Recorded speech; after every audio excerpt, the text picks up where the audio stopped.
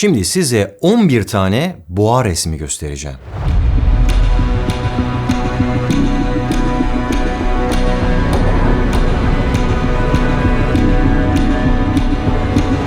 Sizce bunlardan hangisini yapmak daha zor? Şunu yapmak mı? Yoksa bunu yapmak mı? Şimdi ikinci soru geliyor. Hazır mısınız? Bunlardan hangisini Pablo Picasso çizmiştir? Dikkatlice bakın. Kübizm akımını icat eden 20. yüzyılın en önemli ressamlarından biri olan Picasso'dan söz ediyoruz. Sizce o bunlardan hangisini çizmiş olabilir?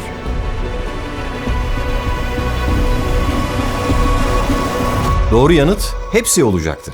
Biliyorum oldukça şaşırtıcı. Ama bu Cinali kitaplarından çıkmış gibi görünen boğa resmini Picasso çizmiş. Üstelik bu çizimi yapmak diğerlerinden çok daha zor olmuş. Çünkü ona ulaşabilmek için öncesinde diğer 10 farklı boğa resmini denemesi gerekmiş. Bu 11 boğa resminin şaşırtıcı hikayesinden kendi hayatımıza uygulayabileceğimiz pek çok şey öğrenebiliriz. Bunun için sizden önümüzdeki birkaç dakikayı ve takviminizdeki ilk 33 günü açık bırakmanızı rica edeceğim. Çünkü bu videonun sonunda hep beraber kod adı Toros olan bir kişisel gelişim projesini başlatacağız. Önce hikayemiz.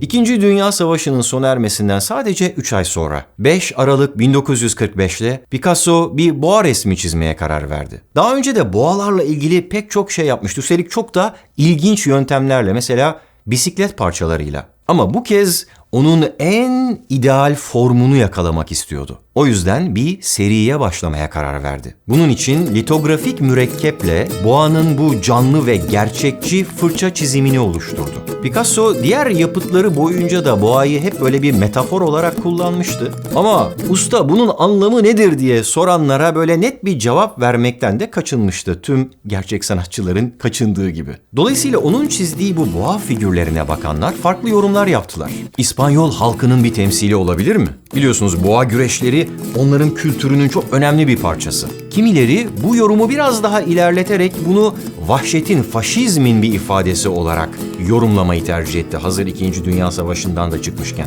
Bazıları onu bekaret sembolü olarak aldı, bazıları da bereket sembolü olarak. Sonuçta kutsal kitaplarda bile kendisinden bahsedilen, modern ekonominin merkezinde heykelleri dikilen bir hayvan bu. Picasso bir hafta sonra 12 Aralık'ta atölyesine dönüp litografın ikinci versiyonunu çizdi. Bu kez boğanın dışa vurum gücünü arttırmak ve daha efsanevi bir varlığa ulaşmak için çabalıyor gibiydi sanki. Ben çizimin bu versiyonunu yarı insan yarı boğa olan o mitolojideki Minotaur'a benzetiyorum. Girit adasında herkese zarar veren bir yaratık olduğu için onu bir labirente kapatmışlardı ya. Son yıllarda Girit'te yapılan kazılarda Knossos Dağı yakınlarında bu hikayede anlatılanlara benzeyen bazı kalıntılar da bulundu. İçindeki yolların ve geçitlerin karışıklığı yüzünden kolay kolay çıkılamayan yerlere o yüzden labirent denmeye başlandı. İşte yapmaya başladığı boğa çizimleri de onu yapan sanatçıyı bir çeşit labirente doğru sürüklemeye, içine doğru çekmeye başlamış gibiydi. 18 Aralık'ta 3. plakayı bu şekilde boyadı. Gördüğünüz gibi bu kez mitolojik bir canavar yapmayı bırrakmış. Onun yerine 500 yıl kadar önce uzak doğudan Lizbon'a getirilen bir Hint gergedanının çiziminden etkilenmiş. Aslına bakarsanız Albrecht Dürer'in bu gravürü gerçek bir gergedana tam olarak benzemiyor. Ne de olsa onların üzerinde böyle zırhlı plakalar ya da pullar yok. Tüm bu anatomik yanlışlıklarına rağmen Dürer'in yaptığı o gravür Avrupa'da çok popüler oldu ve sonraki 300 yıl boyunca pek çok kopyası yapıldı. Evet, bu gravüre çok dikkatli bakın.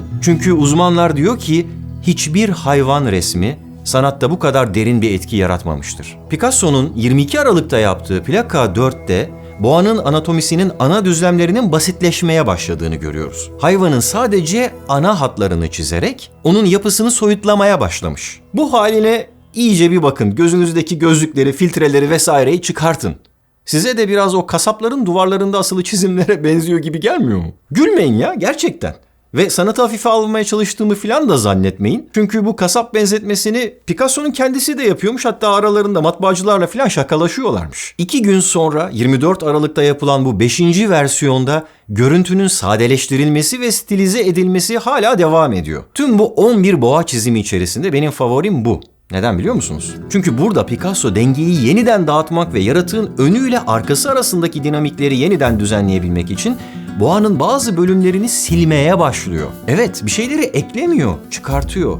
Bir şeyleri büyütmüyor, küçültüyor. Mesela onun devasa kafasını küçültmüş ve hatlarını daha önce boğanın alnı olan küçük bir alana sıkıştırmış. Gözünü biraz büyütmüş ve boynuzlarını daha lirik bir tasarımla düzleştirmiş. Böylece hayvanın önünde daha keskin bir odak noktası oluşturmuş. Sırtın bu yeni açısına paralel olarak hayvanın üzerinde çapraz olarak uzanan koyu beyaz bir çizgi var, görüyor musunuz? İşte bu da değişikliğin tam anlamıyla altını çiziyor. Bu harekete karşı bir denge olarak vücudun ortasında öndeki omuzlara paralel zıt yönde uzanan bir çizgiyi de güçlendirmiş. Hemen 2 gün sonra 26 Aralık'ta ne görüyoruz? Yeni bir baş ve yeni bir kuyruk. Picasso yaratığı çaprazlayan çizgiler ağını yumuşatmak için daha fazla eğri sunuyor bize artık. Dune filmindeki boğa heykelini görmüş müydünüz? Ben ona da benzetiyorum biraz bu stili. Zaten filmdeki karakterlerin aile sembolü olarak bir boğa kafasını seçme sebebi o ailenin kökenlerinin ta dünyadaki Girit adasına kadar uzanmasına dayanıyormuş. Yani gelecek ve geçmiş, dünya ve dünya dışındaki noktalar birleşmeye başlıyor. Ama biz 28 Aralık 1945'e dönelim şimdi. 7. plakanın çizimleri tamamlanmış. Picasso boğanın formundaki dengeyi fark etmiş. Bizler de izleyici olarak artık bir şeyleri iyice fark ediyoruz. Geliştirmek demek, eklemek demek değildir. Bazı şeyleri azaltarak da geliştirebilmek mümkündür. Sadece resimlerden söz etmiyorum elbette. Tahmin edebileceğiniz gibi kendi hayatlarımızdan da bazı şeyleri çıkartarak onu geliştirebiliriz. Bu konu önemli. Bundan söz etmeye devam edeceğiz ama şu 11 çizimi bir tamamlayalım önce, değil mi? 2 Ocak 1946. Evet, artık yeni bir yıla girdik. Aralıkta başlayan çizim serüveninde artık 8. aşamadayız. Boğanın bacaklarının ve kuyruğunun yeniden değiştiğini görüyoruz. Bundan 10 yıl önce Picasso ne demişti biliyor musunuz? Bir resim eskiden eklemelerin toplamıydı. Benim durumumda resim bir yıkımların toplamıdır. 5 Ocak 1946. Picasso kafa çizimiyle eğlenmeye devam ediyor.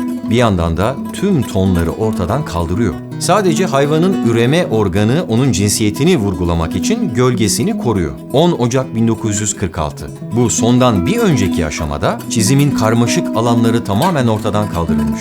Kalanlar hayvanın temel kuvvetlerini ve biçimlerin bağıntısını karakterize eden yalnızca birkaç temel çizgi ve şekilden ibaret. Ayrıca onun kafası size de böyle ters dönmüş bir A harfini hatırlatmıyor mu? Gerçekten de A harfinin kökeniyle bu hayvanın kafası arasındaki ilişkiyi takip ettiğimizde aralarında çok güçlü bir bağlantı olduğunu fark ediyoruz. Bununla ilgili ayrıntılı bir video hazırlamıştım. Bir animasyon yapmıştım daha doğrusu. Onun linkini de açıklamalar bölümüne ekleyeyim, merak edenler izlesinler. Çünkü gerçekten de çok şaşırtıcı bir bağlantı bu. Ve nihayet 17 Ocak 1946. 11. çizim.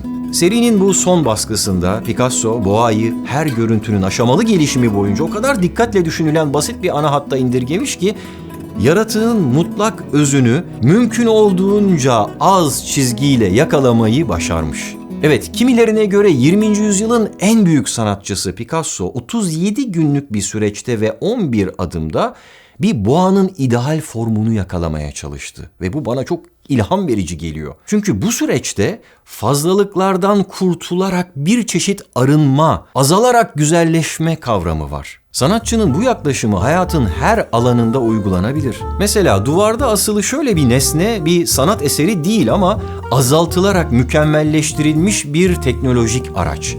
Bu videonun sponsoru Toshiba tarafından karmaşık çizgileri azaltılarak görselliği, çıkardığı sesler azaltılarak işitselliği ve kullandığı enerji azaltılarak çevre duyarlılığı güzelleştirilmiş bir inverter klima. Zaten tüm bu özellikleri inverter teknolojisini klimada ilk kullanan marka Toshiba ona kazandırıyor. Çevirici anlamına gelen inverter sözcüğü bu tür klimalarda çevrilen elektrik akımının şeklini ifade eder. Bunlar mahallin ihtiyacına göre hava üfleme miktarı ve motor hızını ayarlayarak ısıtma ve soğutma yapan yüksek enerji tasarruflu cihazlardır.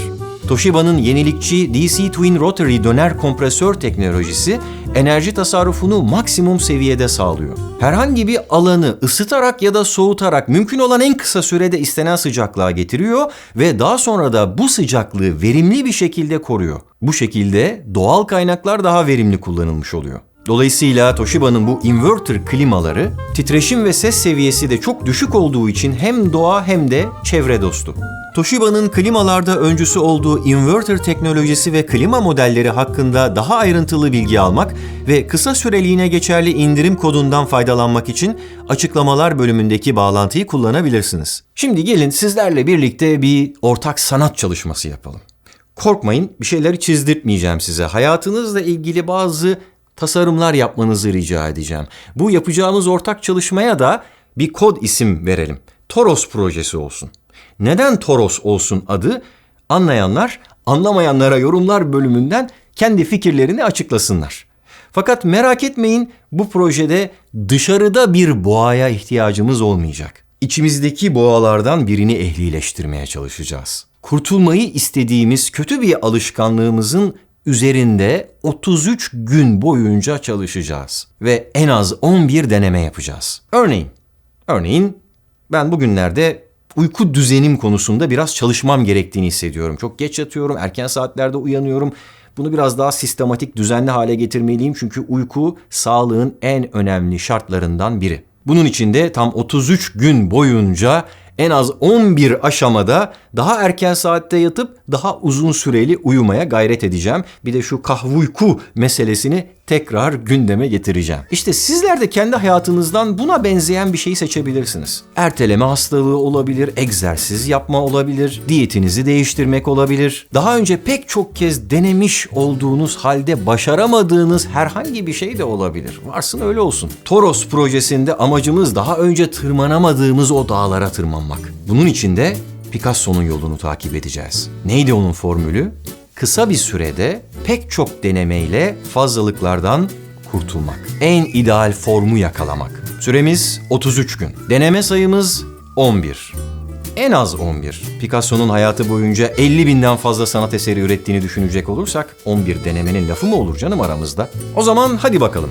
Hayatımızdaki karmaşık çizgileri azaltarak onun kalitesini arttırabilmek için önümüzde 33 gün ve 11 aşama var.